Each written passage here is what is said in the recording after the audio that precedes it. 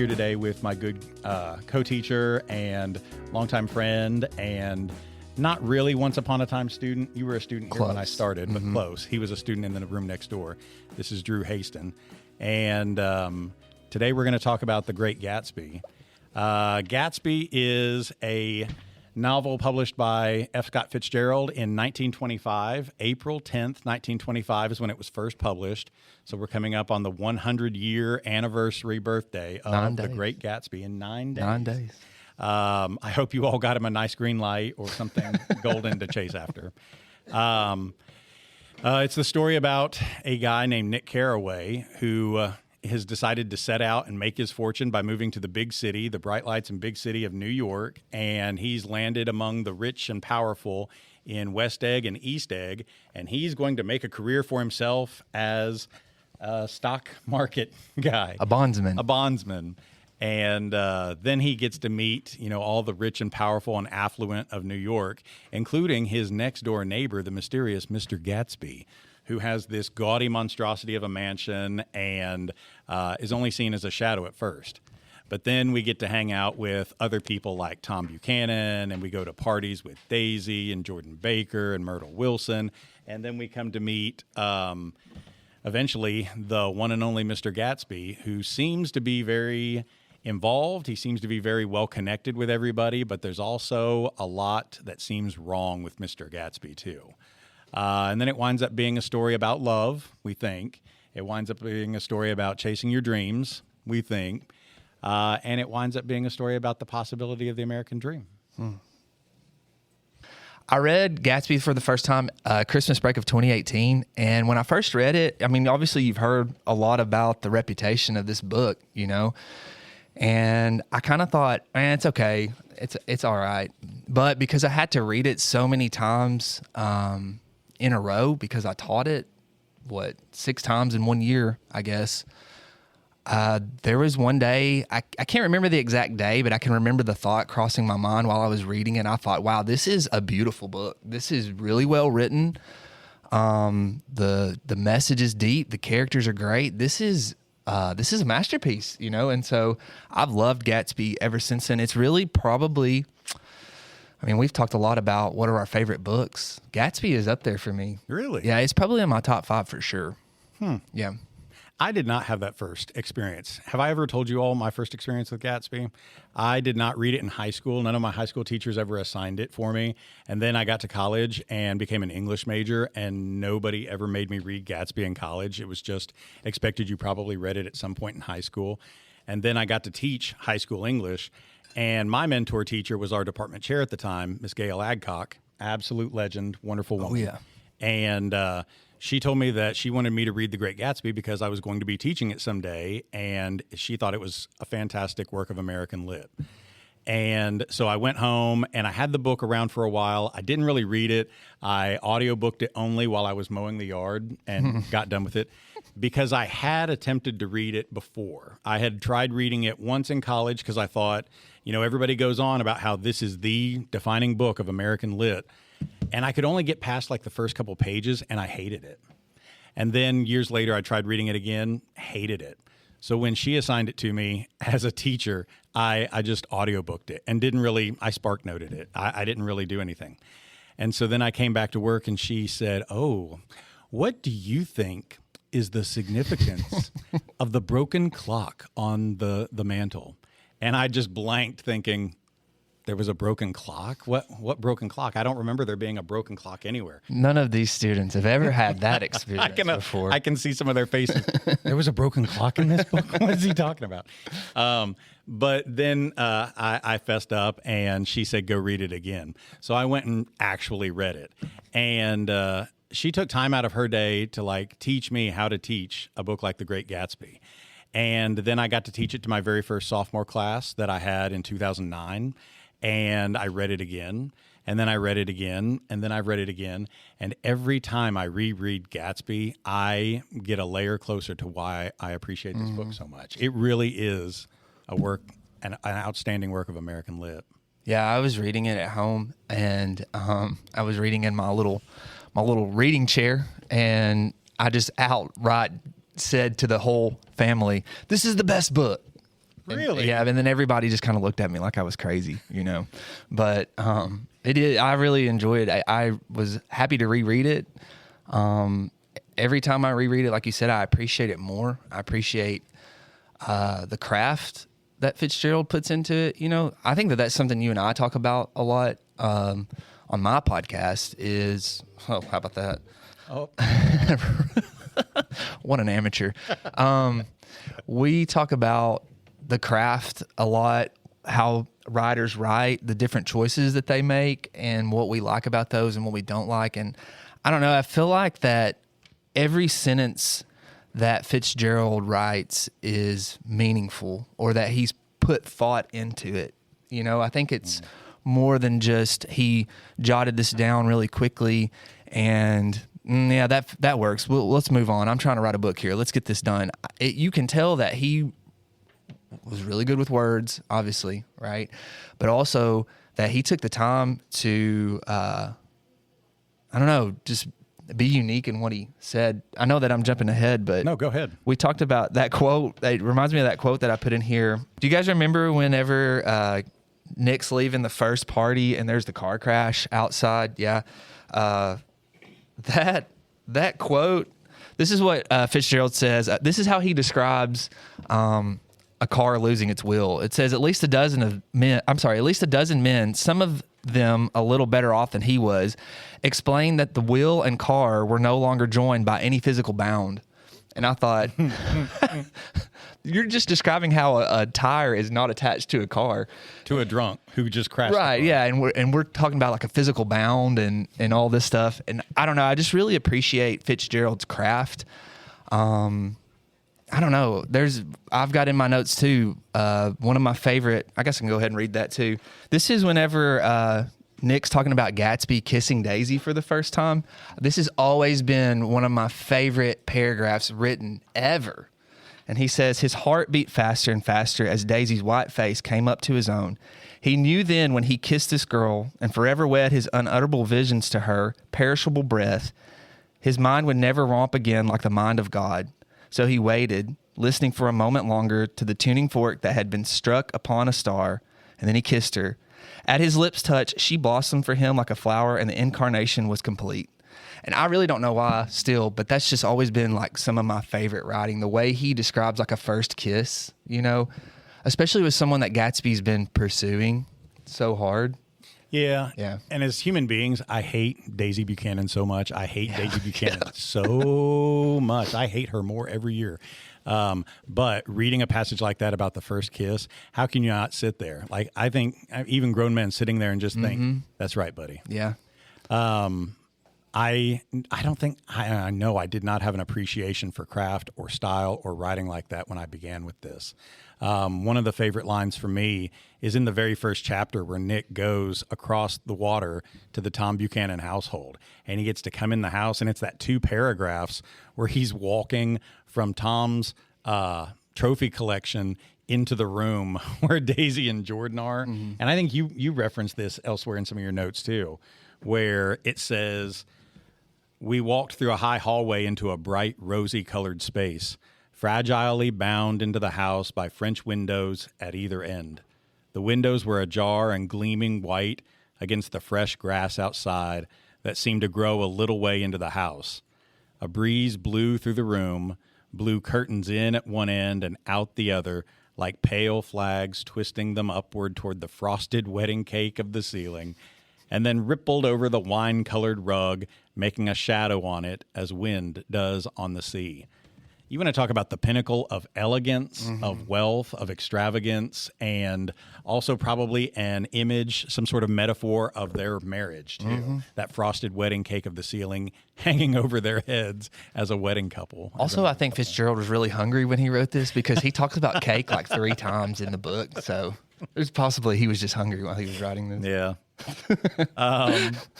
Well, there's so much partying, there's so much drinking, there's so much consuming, there's so much eating, right? Yeah. Which, as the English teacher up here, I think I have to at some point say, well, what is it about devouring that's in here, right? Because by the end of the book, people feel devoured and consumed too.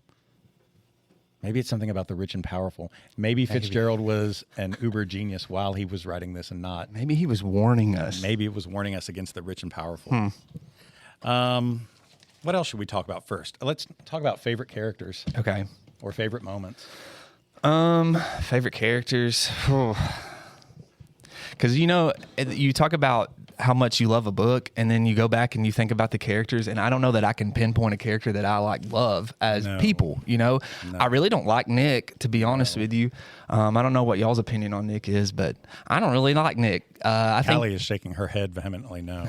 I don't like him. I think that he thinks that he is this moral superior to everyone that he's around, and he talks about how honest he is, but is he really that honest? That's something we've got in the notes is Nick talks about how honest he is, but then he goes and talks to his cousin, and he knows that Tom's having an affair, and he says nothing to her, and my cousin is one of my best friends, and if her husband was cheating on her, guess who I would be calling immediately, right? So to me, Nick is just not this guy that he thinks that he is. Tom is a terrible person, Gatsby, I think Gatsby is probably the most likable character because he's so sympathetic to an extent. I think that I think you kind of leave, for me, when I got finished reading Gatsby, I kind of feel sorry for the guy. You're wasting your life, you've wasted opportunity. He's obviously in the wrong business. He's a criminal, but he had the chance to kind of abandon his pursuits and change things, but he got so disillusioned by this chase of Daisy that he just lost sight of everything, and it ultimately led to his death. That, I think, is why I really just come back to not liking Gatsby. I have this on here. Is Gatsby, I can't even speak, is Gatsby really a modern day tragedy? He is this character who is so blind to the truth in front of him. And you can tell him and you can tell him, but you can't tell him much. And you can tell him she's never going to love you the way you think she is. She's never going to be that 18-year-old girl that you left before. It's never going to happen. But he is such a simp for her. And I absolutely get angry at Gatsby. You want to shake him and say, grow up. Well, and the whole point of him creating this life has been to obtain Daisy, right? He even talks about, of course you can repeat the past. That's what he's trying to do. He's trying to repeat the past. And when they go to the plaza, if he would have just accepted the fact that at one point in time, Daisy could have loved Tom and left, he would have gotten everything he wanted. Daisy would have been with him. I think when you read it, you can tell that she's prepared to leave with Gatsby. And he has this pride that he wants it to be like it was. And that is where I kind of get sympathetic towards him, because I can only speak for myself, but I know that, and it may be because I have OCD as well, but when I get fixated on these things and I have to have them this certain way, they have to be the way that they are in my mind, and then I enter a mental crisis if they if they don't wind up the way that I'd planned them to. I guess I can feel for Gatsby a little bit because he has to have Daisy the way that he has envisioned her for the past 5 years, the past 6 years.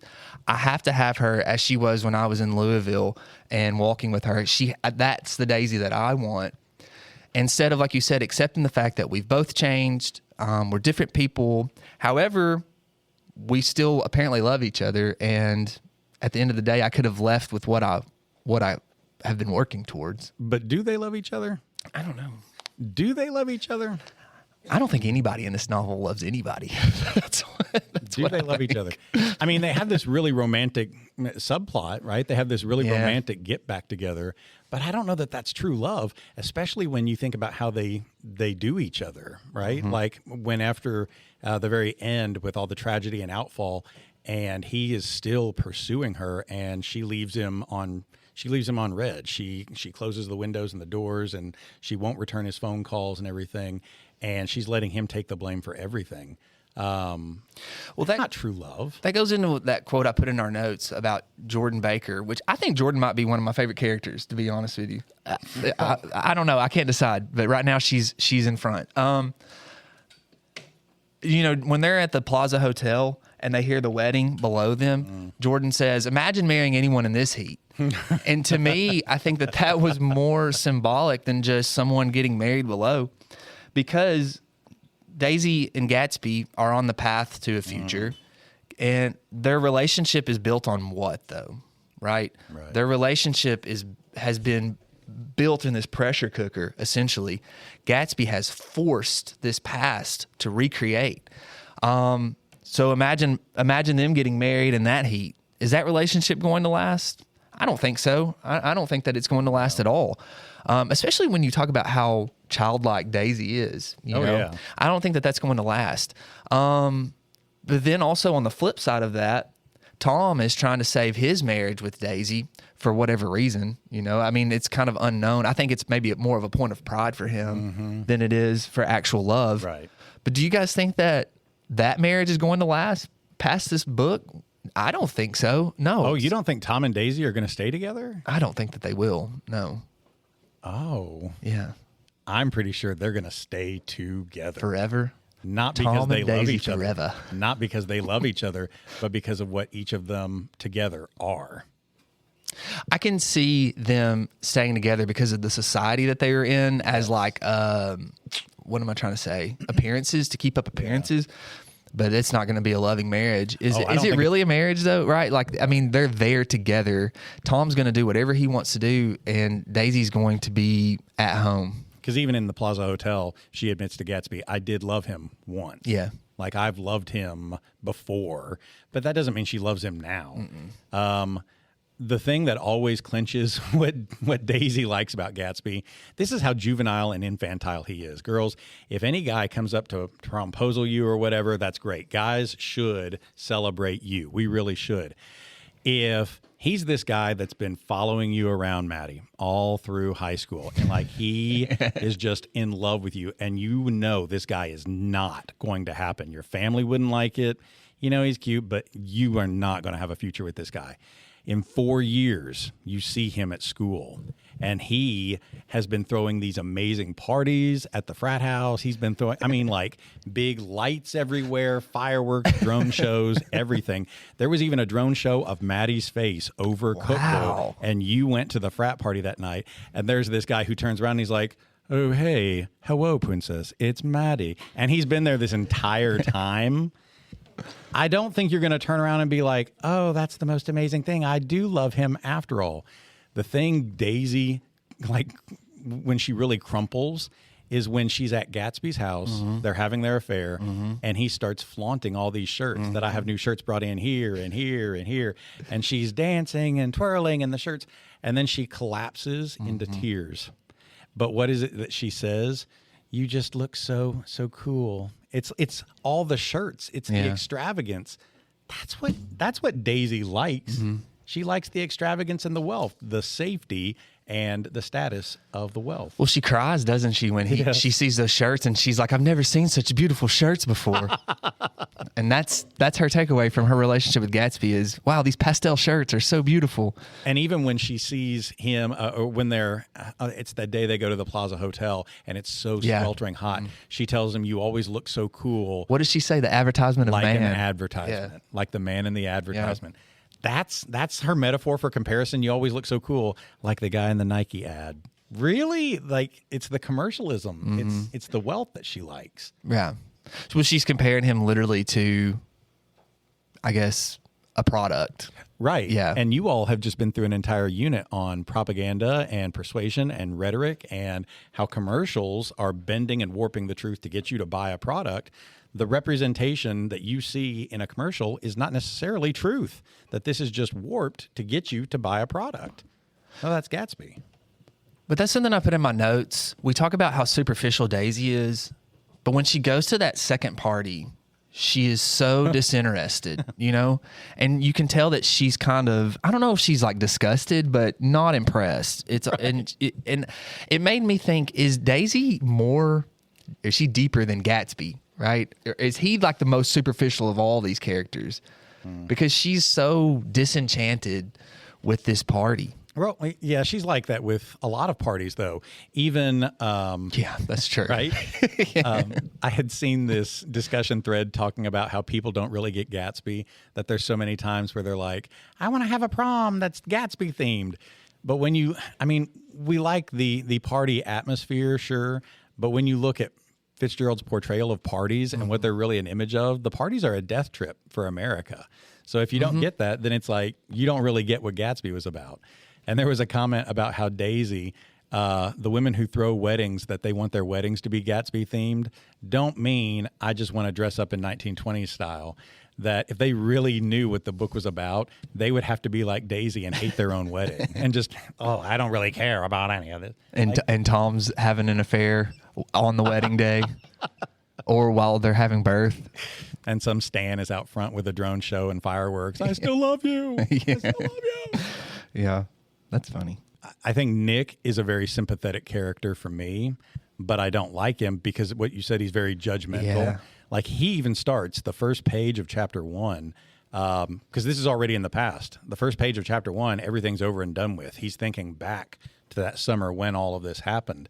And he says, in my younger, more vulnerable years, my father gave me this wise advice that I have always tried to follow, to never judge a person till you've stepped foot in their shoes, that other people have not had the advantages you've had. And then he proceeds to spend the entire book judging other people. Mm-hmm. And even when he says, I'm so wise for not judging people, he's judging people. He's looking down at you.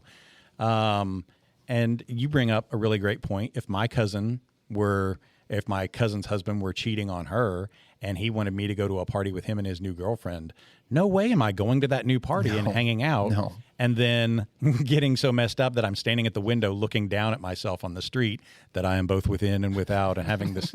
No. Yeah.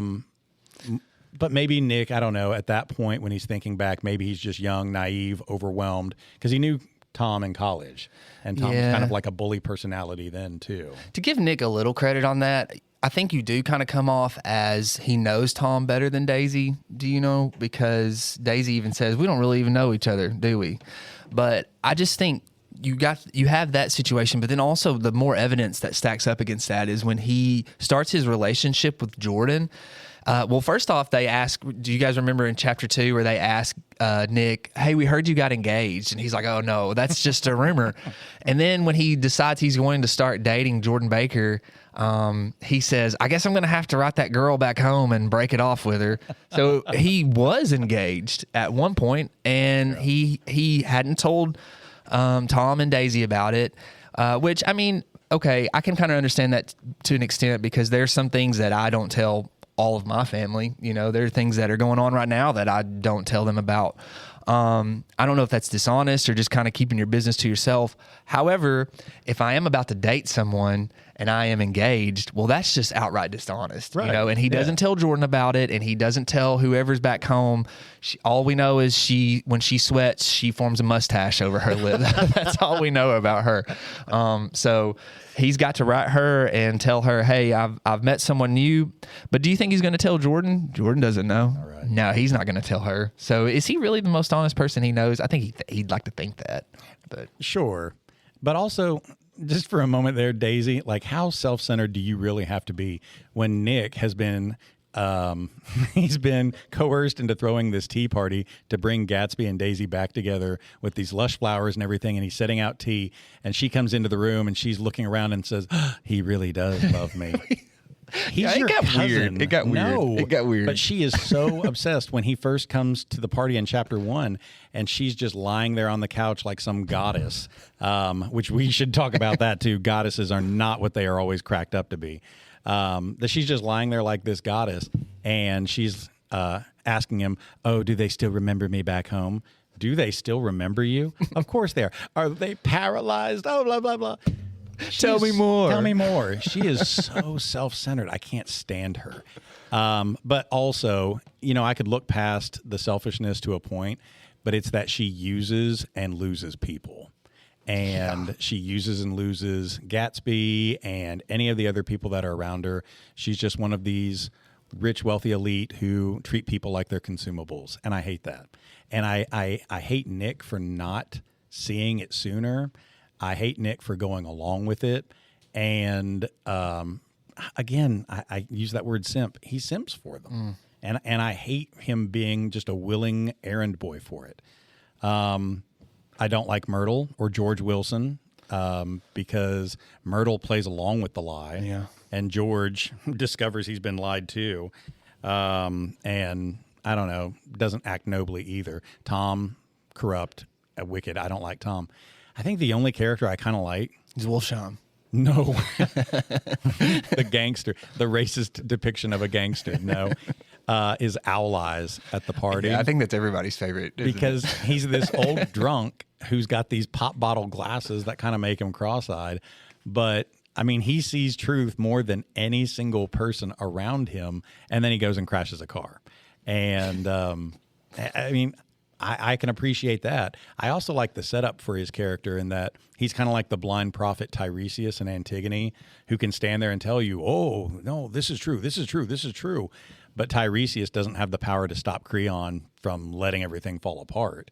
The soothsayer and Julius Caesar can stand there and say, beware the Ides of March, but he can't stop the Ides of March from happening. And Owl Eyes, standing in the room in the library, says, ooh, these books are real. Because they're not just some rich, pretentious feature of the house where they're fake bookshelves that are put in to make him look like he has a library. They're real books and real shelves shipped over from Europe. But that doesn't mean Gatsby's an authentic reader. It doesn't mean Gatsby is authentic. It's another elaborate sham within a show within a show. I want to talk, if we can, about like some of the structural choices for it. Sure. Like, they read Masque of the Red Death last fall, and Edgar Allan Poe is known for using color symbolism. He's known for using archetypal symbolism like directions or whatever. I had a hard time escaping Fitzgerald's use of all of these things. But, I mean, he does it so artfully well. It's not ham-fisted at all. Nick is this young, idealistic guy who leaves his home in the Midwest to go east, right, to make it big. And East and West get brought up over and over and over. I think that's another reason why English teachers sink their teeth into Fitzgerald so well, is that he uses these things in such a great way that we can showcase, see, here's what we mean by that symbolism. If you go east, east is supposed to be like the start of new things, the dawning of a new day. And here's Nick going east to begin a new career. But then you think, okay, well, what's West? West is death. West is the end of things. And by the end of it, Nick has, he's encountered death. He's encountered disillusionment. And he decides to head back west to go back to his roots. But really, that's not an end of everything. I mean, Nick survives. So it's kind of like, I don't know, you think about how circles come back full around. And then you've got the East and West egg that are right there too, those oppositions.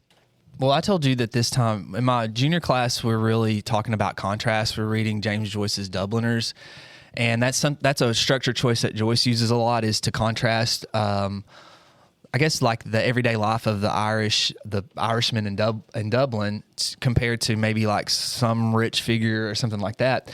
And so this time going through, I guess my mindset was on contrasts, and I noticed so many contrasts that Fitzgerald had set up for us. You know, we talked about how you've got in chapter 2, you have Jordan and Daisy. And then in chapter 3, the very next chapter, we've got Myrtle and Catherine, and Nick encounters both of those. To begin with, in chapter 2, you've got West Egg and East Egg, and Nick is in both in that chapter because he leaves his home. He talks about living next to Gatsby, and then, well, he doesn't know it's Gatsby at the time. He just talks about his neighbor. And then he goes to the Buchanans. And then in chapter 3, you've got the Valley of Ashes, and then they go to New York City. Even Gatsby's mansion and Nick's little shack are so contrasting and so representative of those characters. I just really appreciated that. I know about the color symbolism with Gatsby, you know. Yeah. But there's more to it than that. You know, I feel like when I talk to other teachers that have read Gatsby, that's always the first thing that they talk about. Well, probably because it's one of the most vivid first things you can see. But there's so much more than that. Do you know talk what I'm about saying? that? Well, give an example.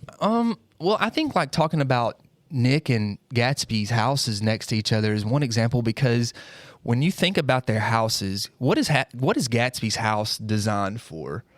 Well, it's designed to get Daisy's attention, you know. And that can tell you from the get-go that that's this guy's purpose, is to get people to look at him, look at me, specifically one person. But he's trying, basically what Gatsby's doing is casting a large net out there. He knows that she's there. He's casting this net out and hoping that one day when he pulls it in, she's going to be in the hall, you know. Yeah. He's trying to get as many people to come to these parties just specifically for one person to show up. And I think that that's his character, is look at me, I'm trying to find something, look at me. And then you've got Nick, who his shack is like unassuming. It's next door, it's kind of hidden, but it's still on West Egg. Yeah. He's still one of them, you know? And that's what we go back to talking about with Nick. It shows his character of, I'm not like these people. He is. But I am. But yeah, but at the heart of it, He's a wannabe. You're there. Yeah. Whether you are in the servants' quarters or whether you are the one throwing the parties, you are a part of this society. Nick is a part of this. He's responsible for a lot of things that happen, you know? Going back to him being dishonest, he's playing both sides. He 1 minute I'm buddies with Tom. I'm not going to tell Daisy about Tom's affair. The next minute I'm helping Gatsby orchestrate his affair with Daisy, you know?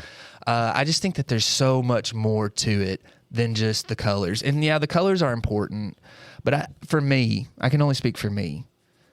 The more that I reread it, the more that those colors are just kind of like, oh yeah, that's cool, but not as important as what else is there. Do you know what I'm saying? Well, up to a point. Yeah. I think one of the first and obvious ones that every English teacher and every moviegoer and every reader is going to see is the green light. Mm-hmm. Everybody talks about the green light, and what it means. Because there just so obviously seems to be meaning for Gatsby in it. Because when we first see him, he's just a shadow standing at the edge of his pier, and he holds his hands out prophet-like over the water as if he were reaching for this green light. Mm-hmm. And over and again, it gets referenced until he and Daisy have solidified their affair. They're having their affair. And he points out, oh, that's your house across the way. Yeah, I used to be able to see a green light, but the mists have covered it up. Because now he's gotten what he thought he was after. So there seems to be something idealistic about it. And then you get to the blue eyes of T.J. Eckelberg, which are so starkly and shockly watching over everything. Why blue? Why green? He just constantly references color, the lavender, the yellow car, the dresses. The pink suit. The pink suit. Yeah. It's over and over and over. And maybe part of that is just, do you know, I've never read anything else by Fitzgerald. I haven't either. Ray Bradbury always bragged about his novel Tender is the Night, and how every time he visited Paris, he would buy a copy of it and then walk around and read it. But I've never read any of the rest of his writing. Maybe that's Fitzgerald's style, is that he uses color words as just the way he thinks and the way he visualizes what it is he's writing. Do you think Bradbury really did that? I do. You do? Oh, 100%. Bradbury was, he was such a sweet, crazy old cat lady by the end of his life, right? I can imagine him doing that. My God, I'm alive. Why didn't anybody tell me? Live forever. There was something else with, and then you bring up the contrast of character, too. I like his pairings of people that are not necessarily direct opposites, but they're good character foils. Daisy and Jordan are paired up together from the very beginning with chapter 1. But you also have Daisy and Myrtle Wilson, who are not so different as they like to think that they are. Yeah. Really, the only thing that separates them is class. But as far as mindset, it's the same, right? It's I want this, I want that. Mm-hmm. Consume, consume, consume. But Myrtle consumes too. Yeah, no, that's what I'm saying. Yeah, their mindset is the same. Yeah. The only thing that really separates them is class. They even have the same man, right? Right. Which you find it so ironic or not ironic, but just so, I think, distasteful that when they go out for their affair in chapter 2 and she has to stop and buy the dog. And it's like, why does she have to have a dog? Because she's like this rich girl with a dog in her purse that she can go around with her little dog. Yeah. She has to be spoiled by her man who keeps her in an apartment in the big city. That Myrtle, trashy as she is, gets to play at being the rich man's wife, but she's not the rich man's wife. She's not the rich and affluent wife. I think that also tells us how often that Myrtle and Tom are seeing each other, because they buy a dog and it's going to stay at the apartment. Somebody's got to take care of that dog, you know? But do they? Does anybody have to take care of the dog? Because again, we consume these people and we don't really care about the fallout of what happens for them. The dog never gets mentioned again. Yeah. I wonder if they ever go back for it. I wonder if they let it loose in the street. Oh, you know, Tom just let it die. Probably. I mean, they just let other people die too when they're through with using them. Yeah. Oh shoot, there was another character I was going to bring up with that. With what? The whole abusive class, and I can't think now. Wolfsheim. Wolfsheim is okay up to a point. But there's Fitzgerald, and is Fitzgerald intentionally being racist about this, or is he not? In his depiction of Meyer Wolfsheim, he chooses to not only give him a Jewish name, he also gives him exaggerated Jewish racist features and his diction. Right? Yeah. And then he is arguably a bad dude. I mean, he's a killer. He flaunts those cufflinks that are made out of human molars. And it's like he has to flaunt it in front of Nick. Like, oh, yeah, they're human molars that he's had knocked out of people's heads. And now he wears them as cufflinks, right? Yeah. They've been fashioned into something like that. So he's like Tony Soprano, who also throughout the show is, you know, struggling with, am I a racist Italian depiction of people? But he also fixed the 1912 World Series. And he's involved in bootlegging. He's a bad guy. So have you ever looked at some of the research on that? So the 1919 World Series is 1919. No, it's okay. It's the Black Sox scandal for those of you who are sports people, where they paid the Chicago White Sox to throw the World Series. That's why Shoeless Joe Jackson is so famous, is because Shoeless Joe was not a part of this. He was one of the few players who didn't take the money. If you look at his statistics in the series, you can tell that he was putting an effort in, and yet Shoeless Joe will never be in the Hall of Fame because of this action.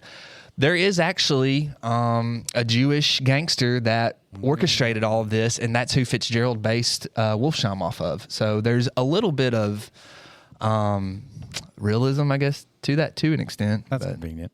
Yeah. Good for him. Do you know what, every time Wolfsheim pops up, though, do you know what I think of on the movie where he goes, "Oh, you smell so good"?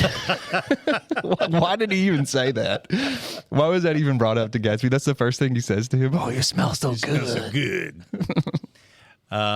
So you have seen the movie? Oh, yeah. Okay. Well, we won't get too deep into it here because you may do a separate episode. Right? Yeah, that's the plan. But, you know, has anyone in here watched the movie? Okay. It's kind of crazy, isn't it? It's like, it's Baz Luhrmann's. But I think it was perfect, to be honest with you, because it depicts the craziness of Gatsby's parties. You can tell that this stuff is like outlandish and out of control, and that's Gatsby. You were talking about that scene when Nick first meets Daisy. I cannot read this book in chapter 2, and that's not the scene that's in my head, because I think he depicts that perfect. There's curtains flying everywhere, and the wind's blowing, and it's the sun's shining through. You know, I feel like if I was going to a place where I was about to meet a goddess or two beautiful goddesses, that's what it would look like, you know, whether they're benevolent or whether they're maleficent or whatever, you know. I think that's what I would see when I went there. So I like the movie. To me, is a really good depiction. I know it's crazy and it's Baz Luhrmann, but did you ever see the Redford version? I have. I didn't like it. I didn't like it either. Now, Gail always loved it. Everybody else I talked to always loved it. And Redford may be what he is, but I never found it very engaging. I feel like that was also part of my assumption of why the book would be so boring, is because I felt bored by the movie. Yeah. I think that goes into what we've talked about a lot, though. Is that a product of the time that it was made, though? You know? Sure. Yeah, because it was made in the 70s? Yeah. Yeah.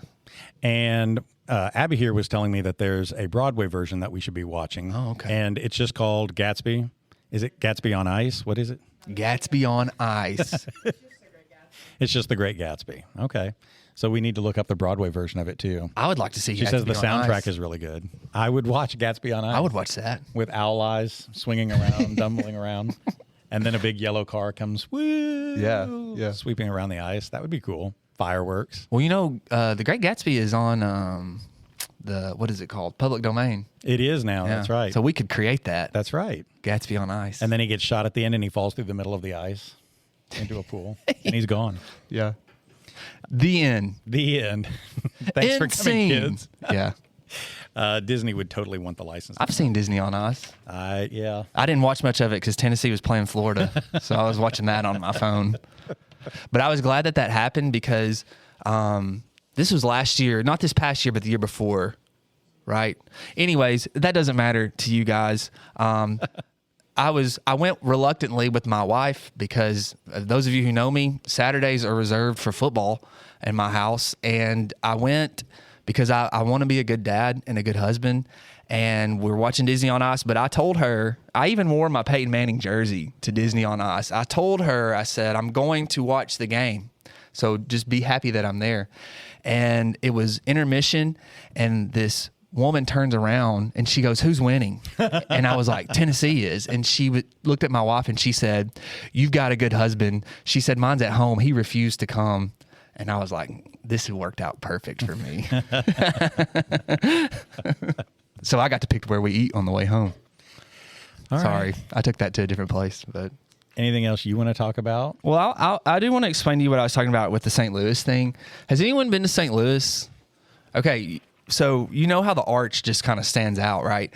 When Nick is riding with Tom to New York, and he talks about the city scene from the Queensboro Bridge is always the city scene for the first time. It always reminds me of going to St. Louis. I cannot believe that my parents let me do this. When I was 18, my friend and I were in his room one night, and we hatched this plan. We're huge baseball guys, and we hatched this plan to go watch the Cardinals play because St. Louis we were told was this baseball mecca, and it is. If you've ever been, they're baseball crazy there. And so we were like, we want to experience that. So we bought tickets, and then we realized, well, we need to buy a hotel room. So we ended up making this weekend trip for two 18-year-old dudes. I don't know how our parents let us do this, but if you've driven through Western Kentucky and Illinois, it might be the most boring stretch of land on earth. It's nothing. If you like corn, it's perfect for you. It's perfect. We have offended Ohioans and Californians. And now, well, I'm coming after the Midwesterns. Yeah. There's a place called Nashville, Illinois, and don't let the name confuse you. There's nothing there. We stopped to get a snack at the McDonald's, and if I can ever show you guys, I would love to because I'm not exaggerating. It was a McDonald's and cornfield. That was it. And if you go on Google Maps and look, it's literally McDonald's and cornfield. Okay. Anyways, that's my rant on the Midwest. But which is where Nick's from. Like, this is where all these people are from. No wonder they're so awful. They just look at corn all day. Okay. Anyways, I can really get on to some rants about corn in the mid. Okay. I'll continue. So we're bored. We get to joking like, oh, I bet we can see the arch from here. You know, it's like Jack and Fabrizio on Titanic. Yeah, I can see the Statue of Liberty. We're joking. I bet I can see this arch from here. And there's a part where you come around this curve on the interstate, and there's like a line of trees. And once we eclipse those trees, I was like, this is not an exaggeration for a story. I go, I bet you can see the. And there it was. And I mean, you can see it for like, 5 or 10 miles, you know? It is just so odd to see. You see it on TV. It's kind of like the Grand Canyon. If you've ever been to the Grand Canyon, it literally will take your breath away. It is so big. You think, oh, this is just a hole in the ground. And you've seen pictures of it. You see pictures in the arch on TV, and it's the same. But then when you go see it in person, it's just so weird, you know? It's so odd. It's the tallest thing in St. Louis. You're in this just flat stretch of ground, and you can see this spaceship type thing, you know? And so that reminded me of that because I can remember how weird that looked and strange and new. And then I took my wife, when we first got married, we went to watch the Braves play the Cardinals, and the same thing happened. You come around those tree lines, and there's the arch, and it was just so still, just like, this is so odd and new. And then we went to this Christmas thing that they had at Anheuser-Busch Brewery, and we come around the tree line there, and there was the arch, and it's just so weird and new. There's never been a time that I've gone to St. Louis and not been enamored at the arch, just so odd, and it just feels so new. The Grand Canyon, the arch, yeah. And it just reminds me of that line that Nick says, because I get that, when he's like so excited to get there, and which St. Louis is okay, but just that feeling of seeing something odd and new, that reminded me of that a lot. You're like bringing up that quote, I've never been to St. Louis. I have been to New York, but it's like the big places that I've been to, I don't really remember having that big feeling of seeing the city for the first time all over again, except for one place, Cincinnati, Ohio. Oh, wow. And right. Okay. Wow. I'm telling you, as a guy who had to drive back and forth between Tennessee and Ohio my entire life because my parents were divorced, every time you come through Covington, Kentucky and around that curve, and then suddenly there's Cincinnati laid out before you, it is an amazing shot of the city every single time. Coming south from Columbus, when you come into it, you're just suddenly, ta-da, you're in Cincinnati. And I've never been off the interstate to actually go into Cincinnati. I mean, you got a lot of sports franchises that are there, right? Knowing you, though, you're just trying to get out of Ohio as fast as you can. As fast as I can to get away from corn and all these Ohioans. Is anybody from Ohio in here? You never know anymore. Are there any Ohio kids? Sorry. Bless. We've got California. Kind of. We've got California. Any other California in here? No? Any Kentuckians? Was there any Kentucky around here? Okay, so we've only offended one safe. California, We're safe. and she loves us anyway, so we're good. Right? We've not said anything bad about California in this one. Not in this one. Not in this That's one. True. That's true. Okay. Okay. Well, anyways, we're going to get canceled, and this is our last podcast, so it's been a lot of fun, guys. Our farewell tour. Anything else you want to talk about before we ask from them? I don't think so. What about you? We want to turn it over to the outer circle now, and I would love to hear some questions from you all. So I wanted to talk about the eyes of T.J. Eckelberg. But what do you want to say about it? The connection that I drew, the metaphor from it oddly came from Gravity Falls. Okay. You know the show? I'm very familiar with the show. They released a book called The Book of Bill. Yes. And it's just terrifyingly Do you know random the all show? time. No. Oh, my God. But anyways, The Book of Bill. That's right. yes. It's a demon, by the way. Oh, okay. It's just called... My daughter named her baby doll Bill, just FYI. So Right. we've got to walk around with Anyways, baby Bill. Yeah. The book is inherently random at all times, and Full of literary merit. yeah, and in the middle of it, Bill just decides that he's fed up with you and turns the book into The Great Gatsby for like 2 or 3 pages. Oh, okay. And so I was wondering what that was meaning, but Bill himself is based off of what's seen on the back of the dollar bill, the all-seeing eye. Oh, yeah, the Illuminati. The eye on it. The all-seeing eye with God's eye looking through. Yeah. That's what I thought of T.J. Eckelberg. Well, so often in the book, the connection is that it's not God's eyes, but references to God get made in connection or in distance to it. Even at the end, when George Wilson has figured out that his wife is cheating on him, he's pointing up at the eyes of T.J. Eckelberg and says that God sees everything. God sees all, right? I know it happens that way in the movie, but that's the reference, is that God sees all. And Fitzgerald numerous times references the eyes of T.J. Eckelberg up above, looking down on all of us. And we never get anything explicitly from Fitzgerald saying, yeah, I meant for that to be a symbolic eye of God. But I mean, how do you not treat it in the same kind of all-seeing eye? There's so many different people who are watching what's happening in judgment. Somebody's always watching. Somebody's right? always Someone is watching. always watching. In this case, it happens to be an optometrist. Right? Who's a vacant optometrist. Yeah, we never see him in the book.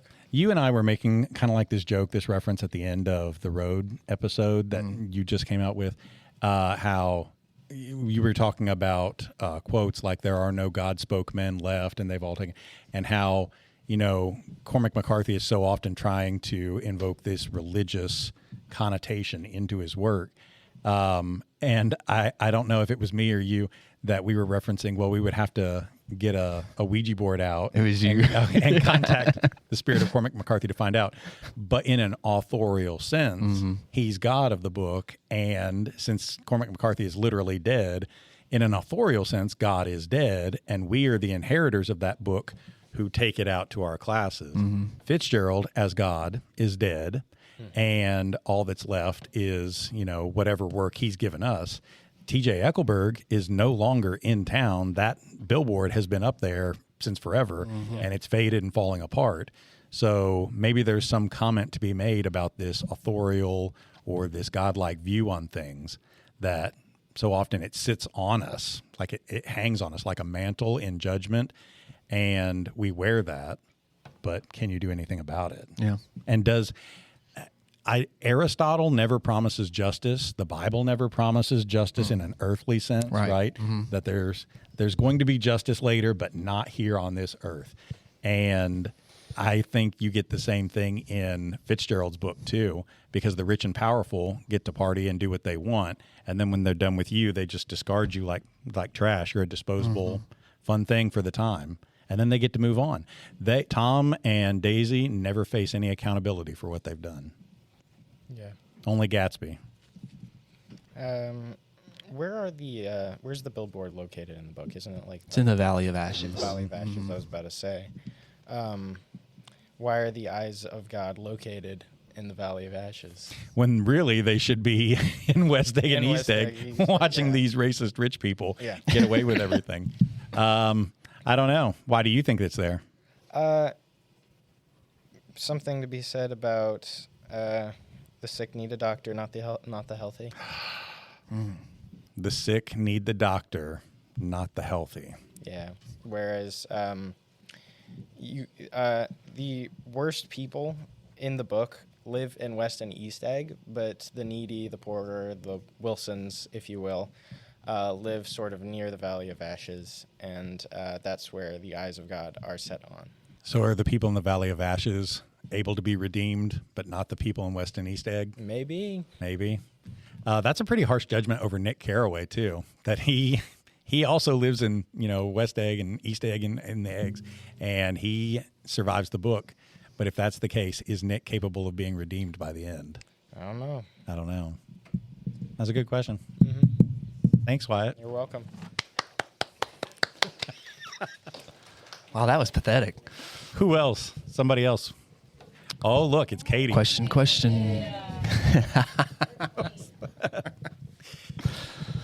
So do you really think Daisy really loves anyone, looking at her mother figure type in the book? Well, what do you think?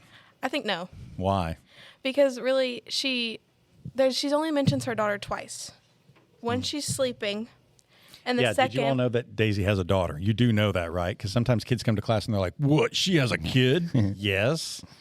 And the second time is when Tom invites Gatsby, Nick, Jordan, and Daisy all to dinner, and they're eating outside. That's right. The daughter pops up, and Daisy says, "You can go now. I just wanted to show you off." And that scene really shakes Gatsby when she brings, do you remember the daughter's name? No. Pammy. Oh, I was going to get anybody. Oh, I'm sorry. There's a chance for me to show off. Yeah. Pammy, she brings Pammy out, and I mean, she's not really a good mother figure at all. But sometimes kids are like, look, she doesn't even take care of her kid. That's a status thing, though, because she and Tom are real filthy rich, and the nanny takes care of the kid when you're below a certain age. That's the European tradition that they've brought over. So, no, she's not being a motherly figure there. But it really shakes Gatsby up when he sees Pammy.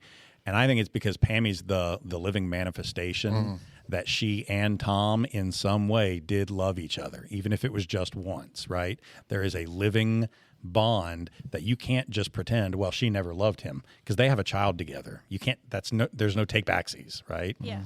Pammy. But of course, what does she spend all her free time doing? Partying, chasing after other men. And there are certainly mother figures that are like that. But I don't think that they often get referred to as good mother figures, right? Yeah. I brought up the whole goddess bit, right? Where I did not watch Wicked this weekend, but my wife did. And I happened to walk through the room at one point when Ariana Ariana Grande was singing, and she steps in front of that doorway, and she's just about to give you this advice. And suddenly she has her hand out and there's all this light, this front back lighting. And even the window behind her in the shape of a circle beams up. And she's literally standing with this halo around her head as if she is some wise goddess on the scene. But Galinda, right? Either Galinda or Glinda, she does not have the authority to give you good advice, right? She winds up not being such a heroic figure in here. So just because Daisy's rich and powerful, just because she's a mother, doesn't mean she's a good one, right? Yeah. Right. Daisy just loves stuff. And shirts. And shirts. And cool advertisements. Yeah. She likes attention. She loves the attention, right? Yeah, cool. Thank you, Katie. We got time for one more. Don't let the show down. She's been writing a lot of notes. I know. Yeah. I know. She got lots to say. What's your question? I didn't really have a question. Oh. She already knows everything about this book. Oh, okay. She knows everything about Expert. Fitzgerald expert. Real quick before we finish up today, Coach Haston and I always rate these books on a scale of 4 to 5 or 1 to 5, your Goodreads scale. 5. You're a 5 with this? Yeah. I'm a 5 with this too. 1 to 20. 1 to 20, I'm going to have to say a 19, only because it's not a book I would reread on my own, just because I reread it so much during the year. Yeah. But if you're talking about quality of literature, story, whatever, it's a 19. I've got it at a 19, and I really wrestled with this because I wanted to put it at a 20, to be honest with you. And that's something we talked about with Aubrey. Have we ever done a 20? Not yet. 20 out of 20. Other than the Bible. Yeah, the Bible is a 20 out of 20. I don't know, though. I don't know if there's elements that I didn't like about it. I'm afraid to give it a 19 or a 20 outright, so I gave it a 19. Yeah. Whether that's fair or not. What about your McKay's scale? How much would you pay for this at McKay's? I want you to go first because I still am undecided. Oh, if it's a paperback or whatever, I'm Yeah. not paying anything because I have a billion copies of it here. Okay, right? we got to take that out of the picture, though. Okay. Yeah, If you've this never were a owned good it. hardback copy of it, Yeah. I'm going to pay probably $15 or something for a good hardback copy of Wow. it, I think. $15 for a hardback. Like, it's a skinny book, so if I found a good quality Yeah. hardback At McKay's? at McKay's, I would pay $15 for a good hardback for this. Wow. What was your For a ballpark? hardback? Yeah. 10. Oh, no, I'd pay 15. Wow. I'd pay 15, and then I'd pay somebody else to do an authentic F. Scott Fitzgerald signature in the front of it. And that way I could always have the deniability. I didn't do that. How much was yours? Do you know? 21. I know it's not that much on Amazon though, because I saw that. Yeah, it's like $15. So you'd buy a used one of that for $15. Maybe not that cover, but yeah. Yeah. Hashtag judging you. Hashtag judging you. No. I love the color. I just feel like I'm gonna need to be delicate with that copy. I feel like, because it's so pretty. Yeah.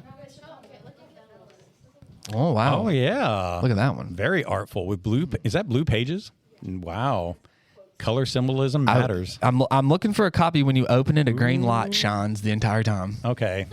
I'd pay 20 or 25. I would pay a lot of money for that if someone invented that and it just glowed green the whole time.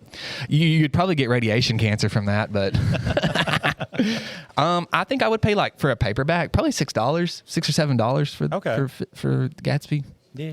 But I'm really stingy, at McKay's. This is my favorite rating system because when you go back and listen to us talk about it, I'm always so taken aback by your prices at McKay. Really? Maybe it's because I'm not as cheap as I think I am, and that I do spend a lot more than I think I should. I don't know. It's funny because every time you're like $15, and I'm always like, oh my gosh, what? That's too much. But my wife would probably back you up on that and be like, wait, you spend way too much, Jason. You spend way too much. Well, it's like I said, when I go to McKay's, I'm trying to get as many books as possible, you know? So. Well, thank you for being on my show today. I appreciate you. This was fun. And thank you for having me on your show. Yeah, thanks. Today. Yeah. This is the first cool collab. Crossover episode. We're going to have to I like how live forever.